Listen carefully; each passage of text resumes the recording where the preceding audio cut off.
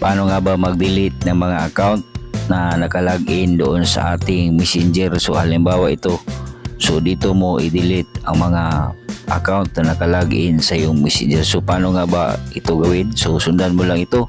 So shout out po sa lahat mga kaibigan, isang share at like naman dyan ang ating mga video content. Laki na pong tulong sa mga kaibigan natin na hindi pa nila alam ang mga ganitong tutorial. So isang share mo lang kaibigan, masaya na po tayo. Shout out naman sa inyo mga kaibigan. Paki-comment naman kung saan ang inyo para malaman natin kung saan umaabot ang ating mga videos. So make sure lang kaibigan na ang iyong messenger ay updated sa Google Play Store o kaya sa App Store kung kayo'y gumagamit ng mga Apple iPhone. So yun lang kaibigan. So ngayon puntahan na natin ang ating tutorial. So i-open mo lang ang iyong messenger.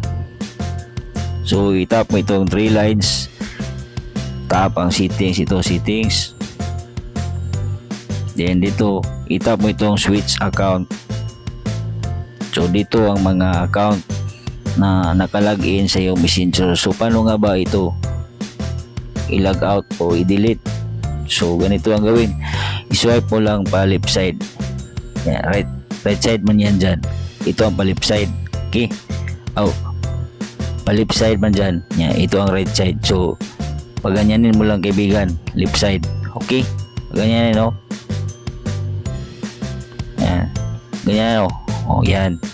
So makikita mo yung sign na basuran o delete, tap mo lang yan at ma-delete at ma-log out na yung mga account na nakalagin doon sa yung messenger. Hindi ko lang i-delete kasi ginagamit ko yan, ko din yan kaibigan. So isa lang po itong tutorial.